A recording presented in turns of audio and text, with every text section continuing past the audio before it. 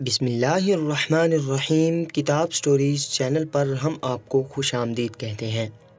میرا نام دلاور ہے۔ میری کہانی آپ کے رونگٹے کھڑے کر دے گی۔ کسی بھی رشتے پر اعتبار کرنے سے پہلے آپ کم از کم 100 بار سوچیں گے۔ یہ کہانی خاص کر ان جوان لڑکیوں کے ماں باپ کے لیے ہے جو کسی بھی انسان پر اندھا اعتبار کر لیتے ہیں اور پھر ان کی جوان بیٹیوں کو ساری زندگی اس کا ہرجانہ بھگتنا پڑتا ہے۔ یہ کہانی اس وقت شروع ہوئی جب میرے چچا نے اپنی نوکری بدلی اور ان کی نائٹ شفٹوں کا آغاز ہوا۔ ان کے ساتھ ساتھ میری بھی نائٹ شفٹیں لگنا شروع ہو گئی، لیکن میری یہ ڈیوٹی میری چاچی کے گھر پر تھی۔ اس سے پہلے میں چاچی کے گھر پر بہت ہی کم جایا کرتا تھا کیونکہ ان کی 2 بیٹیاں تھیں۔ ان کے گھر میں کوئی لڑکا نہیں تھا، اسی لیے وہاں میری کسی سے دوستی ہی نہیں تھی، اور پھر میں لڑکیوں سے ذرا کم ہی بے تکلف ہوتا تھا۔ اور میری دونوں کزنوں کی عادت بھی ذرا مختلف تھی۔ وہ دونوں ایک دوسرے کے ساتھ مگن رہتی اور انہیں دوسروں کی کوئی پرواہ نہیں ہوتی۔ خاندان کی تقریبات اور شادی بیاہ وغیرہ میں بھی وہ دونوں بالکل شریک نہیں ہوتی تھی، اور چاچی یہی کہتی نظر آتی کہ ان دونوں کو کہیں آنے جانے کا شوق ہی نہیں ہے۔ سارا وقت وہ اپنے کمرے میں بند رہ کر گزارتی ہیں۔ اس بات کو لے کر خاندان میں کافی چہم گوئیاں بھی ہوتی تھی۔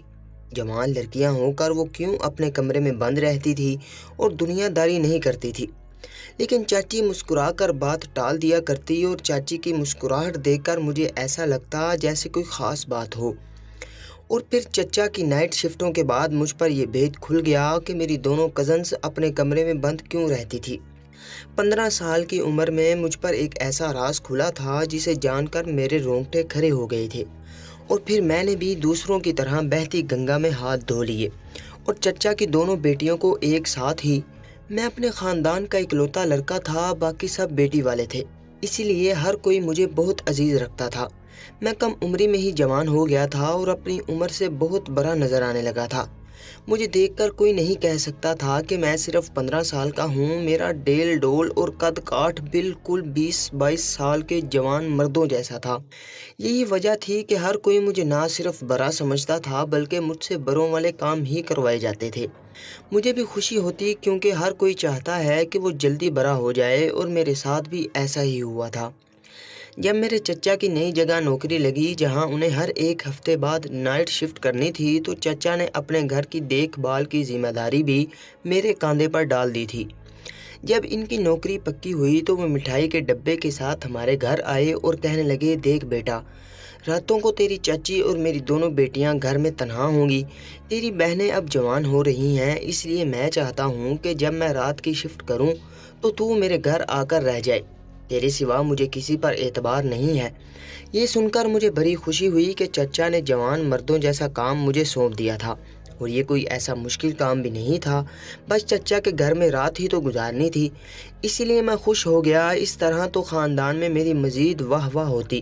ہر کوئی پہلے ہی میرے گن گاتا تھا، اب جب کسی کو پتہ چلتا کہ میں چچا کی غیر موجودگی میں ان کے گھر کا محافظ بنا ہوا ہوں تو مزید میرا نام روشن ہو جاتا۔ لیکن مجھے نہیں معلوم تھا کہ یہ کام میرے لیے کس قدر مشکل ثابت ہوگا۔ 3 جوان عورتوں کے ساتھ ایک چھت کے نیچے رات گزارنا ہرگز بھی آسان نہیں تھا۔ میں نے خوشی خوشی چچا سے حامی بھر لی کہ آپ بے فکر رہیں، میں چاچی اور گھر کا خیال رکھوں گا۔ اماں نے بھی چچا کو یقین دلایا کہ انہیں پریشان ہونے کی ضرورت نہیں ہے۔ اپنا دلاور اب جوان ہو گیا ہے، لیکن یہی جوانی میرے لیے مصیبت بننے والی تھی۔ 15 سال کی عمر میں ہی چچا کے گھر کی حفاظت کی ذمہ داری میرے کندھوں پر آ گئی۔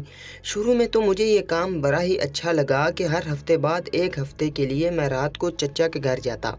چاچی خود مجھے لینے آتی، میری آؤ بھگت کرتی، لیکن پھر آہستہ آہستہ کچھ ایسا ہونے لگا کہ میں چاچی کے گھر جانے کے نام سے ہی کترانے لگا۔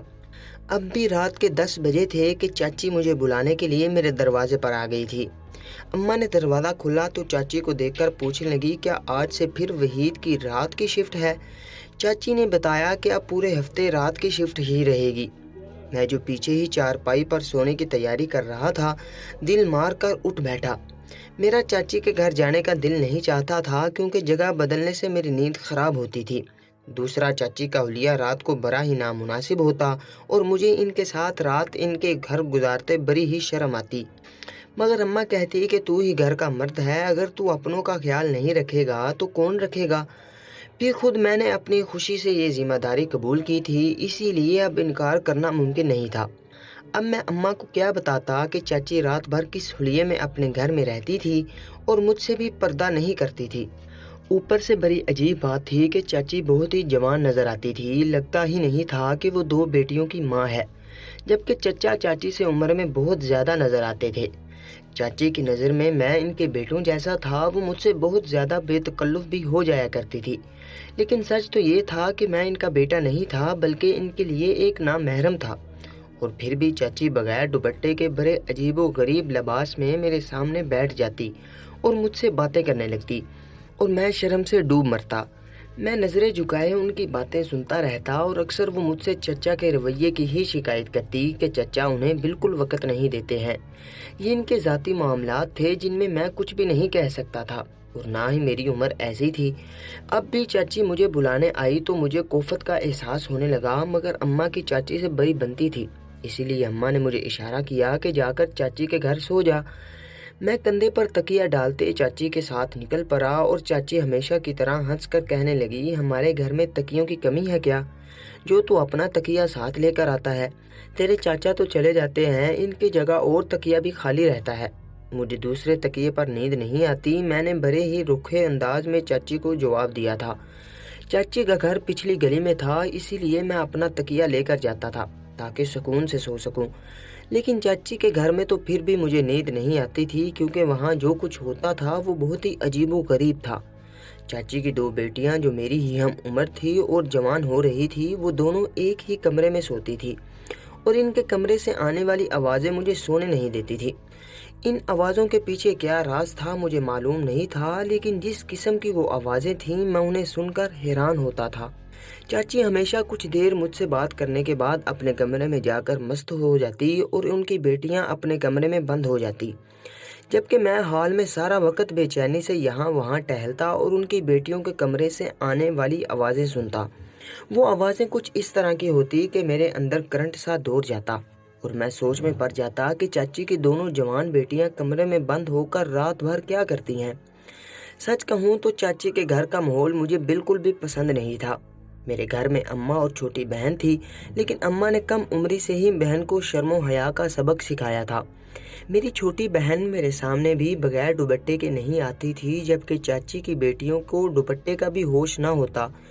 اگر آدھی رات کو وہ پانی پینے باہر آتی تو بنا دوپٹے کے عجیب و غریب لباس میں چلی آتی۔ ان کے کپڑے دیکھ کر مجھے الجھن سے ہوتی اور اس پر بھی وہ جھجکنے کی بجائے مجھ سے حال چال پوچھنے بیٹھ جاتی۔ میں خود ہی کنی کترا کر آنکھیں بند کر لیتا جیسے سو رہا ہوں، تاکہ وہ میرے پاس نہ رکیں۔ میں جوان ہو رہا تھا، میرے دل میں بھی بہت سارے جذبات تھے اور چاچی کی بیٹیوں کو دیکھ کر میرا دل ڈولنے لگا تھا۔ رات کے اندھیرے میں اپنے آپ پر قابو رکھنا اور بھی مشکل لگتا تھا۔ اب بھی میں چاچی کے گھر پہنچا تو چاچی نے چادر اتار کر ایک طرف ڈالی اور میں نے شرم سے سر جھکا لیا۔ وہ خود ہی جا کر میرے لیے گرم گرم دودھ کا گلاس لے آئیں، کہنے لگی، چل یہ پی لے، سردی بہت ہے، اس کے بعد تو سکون سے سو جانا۔ ویسے تو مجھے چور چکاری کا ڈر نہیں، لیکن تیرے چچا ہمیں اکیلا رہنے کو منع کرتے ہیں، پھر تیرے آنے سے میرا بھی تو ڈر ختم ہو جاتا ہے۔ میں نے چچی کے ہاتھ سے گلاس لیا اور جلدی سے دودھ ختم کر کے چچی کو گلاس پکڑا دیا۔ وہ مسکراتی ہوئی اپنے کمرے میں چلی گئی اور میں نے سکون کا سانس لیا۔ حال میں صوفہ پڑا تھا، میں اسی پر تکیہ ڈال کر سو جایا کرتا تھا۔ چچی نے مجھے کمبل بھی دے دیا تھا، لیکن مجھے لیٹے کچھ ہی دیر ہوئی تھی کہ چچی کی بیٹیوں کے کمرے سے آہو بھری آوازیں آنے شروع ہو گئی تھی۔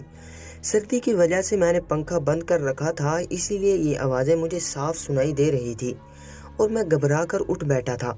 پچھلے ہفتے جب میں یہاں آیا تھا تب بھی یہی سلسلہ تھا اور اب پھر یہی معاملہ شروع ہو گیا تھا۔ میں نے سر پکڑ لیا اور سوچنے لگا کہ شاید آج کی رات بھی میری جاگتے ہوئے ہی گزرے گی، لیکن میں یہ سمجھنے سے قاصر تھا کہ یہ کیا معاملہ ہے، 2 جوان لڑکیاں کمرے میں ایسا کیا کر رہی ہیں، اور پھر میں نے تنگ آ کر ٹہلنا شروع کر دیا۔ ٹہلتے ٹہلتے میں ان لڑکیوں کے دروازے کے قریب پہنچا تو میرے قدم خود بخود رک گئے۔ اندر سے بہت دھیمی دھیمی آوازیں آ رہی تھی، ایسا لگ رہا تھا جیسے چچا کی دونوں بیٹیاں آپس میں کچھ باتیں کر رہی ہوں۔ کچھ دیر میں نے آوازیں سننے کی کوشش کی، لیکن کچھ خاص بات سمجھ نہ آئی۔ اور پھر اچانک ہی ایسی آوازیں آنا شروع ہوئی کہ میں گھبرا کر پیچھے ہٹ گیا۔ میں سوچنے لگا کہ اماں کو صاف منع کر دوں گا کہ اب میں ان لوگوں کے گھر نہیں آؤں گا۔ نہ جانے یہاں کیا چکر چل رہا تھا۔ شاید چاچی نے اپنی بیٹیوں کی تربیت ہی ٹھیک نہیں کی تھی۔ میں جا کر صوفے پر بیٹھا ہی تھا کہ تھوڑی دیر بعد چچی کی بیٹیوں کے کمرے کا دروازہ کھلا اور ان کی بڑی بیٹی ہمنا کمرے سے نکل کر باہر آئی۔ مجھے جاگتا دیکھ کر پہلے تو اس کے چہرے کا رنگ بدلا اور پھر وہ پوچھنے لگی کہ تم ابھی تک سوئے کیوں نہیں ہو؟ میں نے اس سے کہا کہ مجھے نیند نہیں آ رہی، تم کیوں جاگ رہی ہو؟ یہ سن کر وہ گڑبڑا گئی اور پھر کہنے لگی میں تو پانی پینے کے لیے آئی تھی، ہم تو رات کو جلدی سو جاتے ہیں۔ اس کے چہرے پر صاف جھوٹ لکھا ہوا تھا۔ چچی نے جب مجھے دودھ کا گلاس دیا تھا تبھی ہمنا اپنے کمرے میں جگ اور گلاس لے کر گئی تھی، پھر اب وہ دوبارہ پانی پینے کیوں آئی تھی؟ اور حیرت کی بات یہ تھی کہ اس نے پانی پیا بھی نہیں تھا، بلکہ وہ باورچی خانے کے اندر چلی گئی تھی اور پھر کچھ دیر بعد اپنے ہاتھ میں کوئی چیز دبائے باہر نکلی تھی۔ جب اس نے اپنے وجود پر میری نظروں کو محسوس کیا تو جلدی سے اپنا ہاتھ پیچھا کر لیا اور کہنے لگی میں نے اماں کو 10 دفعہ منع بھی کیا ہے کہ تمہیں نہ بلایا کریں، تمہاری نیند بھی خراب ہوتی ہے، لیکن اماں بھی ابا کے ہاتھوں مجبور ہیں۔ یہ کہہ کر وہ واپس جانے لگی۔ میری نظر اب بھی اس کے وجود پر جمی ہوئی تھی۔ وہ پوری طرح جوان ہو چکی تھی اور ایسا لگ رہا تھا جیسے بہت زیادہ تھکی ہوئی ہو۔ اس کا ایک ہاتھ کمر پر تھا جیسے اس کی کمر میں درد ہو رہا ہو اور دوسرے ہاتھ میں اس میں نہ جانے کیا چھپا رکھا تھا۔ میں حیران تھا کہ وہ باورچی خانے سے ایسی کیا چیز لے کر گئی تھی جسے مجھ سے چھپانے کی ضرورت پیش آ گئی تھی۔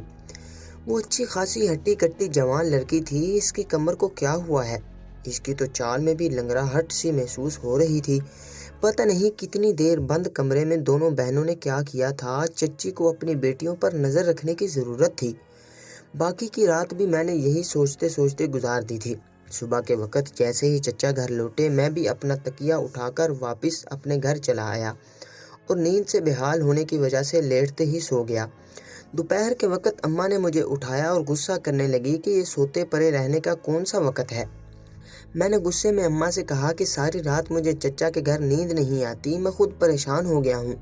میری بات سن کر اماں کہنے لگی چچا کا گھر کون سا غیروں کا ہے؟ تیرا اپنا ہی گھر ہے، سکون سے سو جایا کر، تیری چچی تو ویسے ہی تیرا اتنا خیال رکھتی ہے۔ میں نے اماں سے کہا وہ تو ٹھیک ہے لیکن میرا اب وہاں جانے کو دل نہیں کرتا، تو ہی چلی جایا کر۔ میری بات سن کر اماں نے مجھے غصے سے دیکھا اور کہنے لگی میں خود عورت ہوں، وہاں جا کر کون سا ان کی حفاظت کر لوں گی۔ مجھے معلوم تھا کہ اماں سے بحث کرنے کا کوئی فائدہ نہیں ہے، اسی لیے خاموش ہو گیا۔ ابھی تو 6 دن اور باقی تھے اور مجھے 6 راتیں مزید اسی طرح جاگ کر گزارنی تھی۔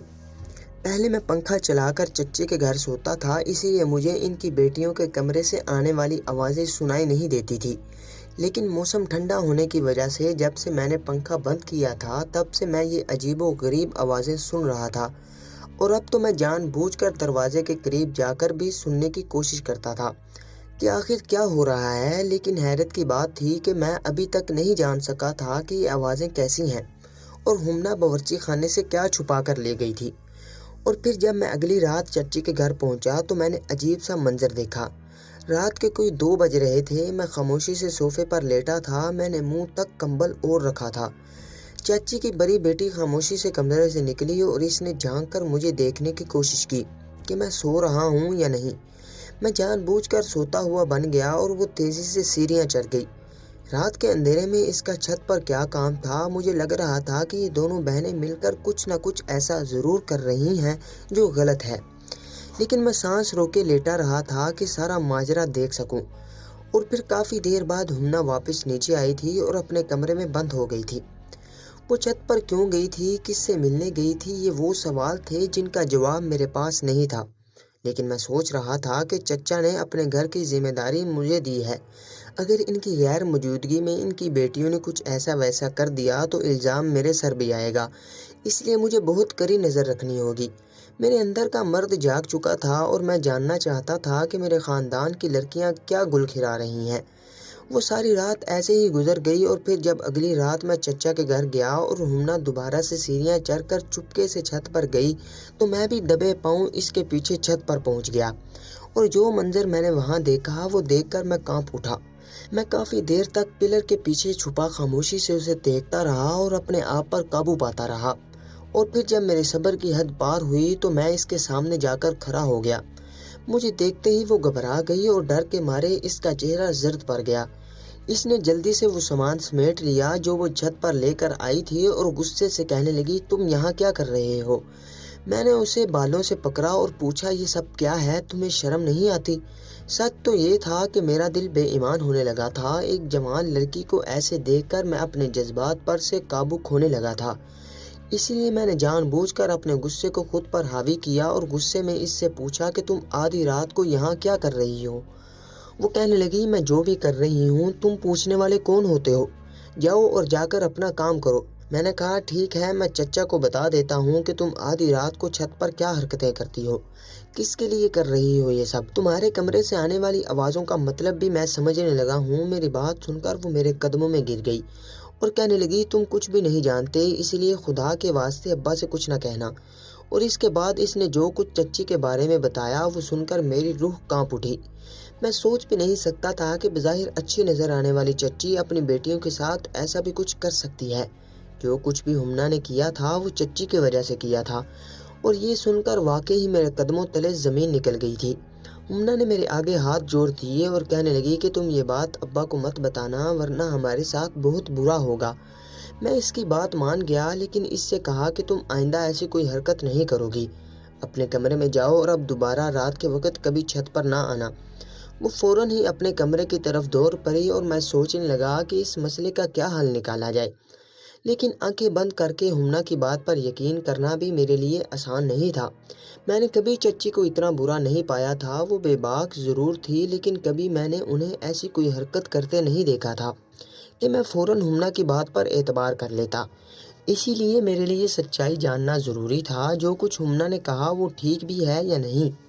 کیا واقعی وہ آدھی رات کو یہ سب حرکتیں چچی کی وجہ سے کر رہی تھی؟ ایسے ہی صبح ہو گئی اور میں اپنے گھر چلا گیا۔ جب دوپہر کے وقت سو کر اٹھا تو میرے ذہن پر ہمنا سوار تھی اور میں سچ جاننے کے لیے چچی کے گھر پہنچ گیا۔ لیکن میں نے گھر کا دروازہ نہ بجایا بلکہ اس چابی کا استعمال کیا جو چچا نے مجھے دی تھی، اور خاموشی سے دروازہ کھول کر میں سیدھے اندر داخل ہو گیا۔ اور جو منظر میں نے دیکھا اسے دیکھنے کے بعد نہ صرف میرے ہوش اڑ گئے بلکہ مجھے ہمنا کی ہر بات پر یقین آ گیا۔ ہمنا اور اس کی چھوٹی بہن خنسا کی دبی دبی سسکیاں سنائی دے رہی تھی۔ وہ دونوں اپنی آواز کا گلا گھونٹنے کی بھرپور کوشش کر رہی تھی اور میری چچی ان کے سروں پر کھڑی انہیں اپنے ظلم کا نشانہ بنائے ہوئے تھی۔ چچی کے ہاتھ میں لائٹر تھا اور ان کا جہاں جی چاہتا وہ دونوں بہنوں کو باری باری جلاتی۔ میں ہکا بکا سے یہ منظر دیکھ رہا تھا۔ مجھے واقعی یقین نہیں آ رہا تھا کہ چچی دونوں بیٹیوں پر اس قدر ظلم کرتی ہیں۔ ہمنا نے رات مجھے چھت پر بتایا تھا کہ چچی ان کی سگی ماں نہیں ہے، وہ دونوں چچی کی سوتیلی بیٹیاں ہیں، اور چچا کی غیر موجودگی میں ان کی نظروں سے چھپ کر چچی ان دونوں کو بہت مارتی پیٹتی ہیں، انہیں جلاتی ہیں اور ان پر ظلم ڈھا کر بھی چچی کو سکون نہیں آتا۔ دراصل چچی کے گھر والوں نے ان کی مرضی کے بغیر انہیں چچا کے ساتھ رخصت کر دیا تھا، اور جب شادی کی رات شوہر کے ساتھ جب انہیں دو بیٹیاں بھی تحفے میں ملی تو وہ دونوں کی دشمن بن گئی، اور پھر خدا نے ان کی جھولی میں اولاد بھی نہیں ڈالی، اسی لیے انہیں نفسیاتی دورے پڑنے لگے۔ جوان نظر آنے کے لیے وہ تنگ لباس پہنتی، خوب تیار ہوتی اور بے باکی سے ہر کسی کے ساتھ پیش آتی، لیکن دونوں بیٹیوں کو کمرے میں بند رہنے پر مجبور کرتی۔ جو سسکیوں اور آہوں کی آوازیں میں سنتا تھا وہ زخموں کی تکلیف کی وجہ سے تھی۔ دونوں بہنیں رات کو بیٹھ کر اپنے زخموں کو مرہم لگایا کرتی تھی، اور اس رات بھی ہمنا باورچی خانے سے ہلدی لے کر گئی تھی تاکہ اپنے زخم پر لگا سکے، اور میں نہ جانے کیا سمجھ بیٹھا تھا۔ میں تو یہ جانتا ہی نہیں تھا کہ میری چچی دونوں بیٹیوں کی سوتیلی ماں ہے، اسی لیے میں سمجھ ہی نہیں سکا کہ وہ دونوں کس ظلم کا شکار ہو رہی ہوں گی۔ وہ تو میں جب ہمنا کے پیچھے چھت پر گیا تو میں نے دیکھا کہ اس نے کچھ کالے جادو کا سامان چھت پر پھیلایا تھا اور خود اس کے درمیان بیٹھی کچھ پڑھائی کرنے کی کوشش کر رہی تھی۔ مجھے لگا کہ شاید وہ کسی لڑکے کے لیے یہ عمل کر رہی ہوگی، لیکن میرے پوچھنے پر اس نے بتایا کہ وہ چچی سے جان چھڑانے کے لیے یہ سب کچھ کر رہی ہے۔ اس کے کسی دوست نے اسے یہ سامان لا کر دیا ہے اور ایک عمل بتایا ہے جس کے ذریعے وہ چچی کے ظلم سے نجات حاصل کر سکتی ہے۔ چچا تو دونوں بیٹیوں کی کوئی بات نہیں سنتے، وہ پوری طرح چچی کے قابو میں ہے، اسی لیے خود کو اس ظلم سے بچانے کے لیے ہمنا نے یہ راستہ اختیار کیا ہے۔ ہمنا نے اپنے جسم پر موجود زخموں کے نشانات بھی مجھے دکھائے تھے، اسی لیے میں نے اسے کمرے میں جانے دیا تھا اور واقعی آج جب میں دوپہر کے وقت چچی کے گھر میں داخل ہوا تو مجھے وہی سب کچھ دیکھنے کو ملا جو ہمنا نے بتایا تھا۔ چچا تو اپنے کمرے میں گہری نیند سو رہے تھے، لیکن چچی دونوں بیٹیوں پر کسی عذاب کی طرح نازل تھی۔ میں اسی وقت چچی کے سامنے آ گیا اور ان سے کہا کہ میں آپ کی سچائی چچا کو بتا دوں گا، اور پھر اس گھر میں آپ کی کوئی حیثیت نہیں رہے گی۔ آپ نے کیسے دو مظلوم لڑکیوں کے ساتھ اتنا ظلم کیا ہے؟ مجھے دیکھ کر چچی کے اوسان خطا ہو گئے، اور پھر وہ اپنا آپ کھو بیٹھی اور چیخ کر کہنے لگی کہ آخر کب تک میں ان دونوں لڑکیوں کا بوجھ اٹھاؤں گی؟ ان کی وجہ سے میری بھی اولاد نہیں ہوتی۔ پتہ نہیں چچی کے دماغ میں کیا کچھ بھرا ہوا تھا۔ میں نے چچا کی دونوں بیٹیوں کا ہاتھ پکڑا اور ان دونوں کو ایک ساتھ اپنے گھر لے آیا۔ شام کو چچا جب ان دونوں کو ڈھونڈتے ہوئے ہمارے گھر آئے تو میں نے ساری حقیقت چچا کے آگے بیان کر دی۔ وہ دونوں بھی خوب روئیں اور چچا کو بھی آخر یقین آ گیا کہ ان کی بیوی ایک اچھی ماں نہیں ہے۔ چچا نے دونوں بیٹیوں کو یقین دلایا کہ اب ان کے ساتھ کچھ برا نہیں ہوگا، اور پھر وہ انہیں اپنے ساتھ واپس لے گئے، اور چچی کو دھمکی دی کہ اگر اب انہوں نے کوئی غلطی کی تو چچا انہیں طلاق دے دیں گے۔ چچی کے لیے یہ دھمکی ہی کافی تھی۔ وہ پوری طرح سدھر گئی اور یوں ان دونوں بہنوں کی زندگی ٹھیک ہو گئی۔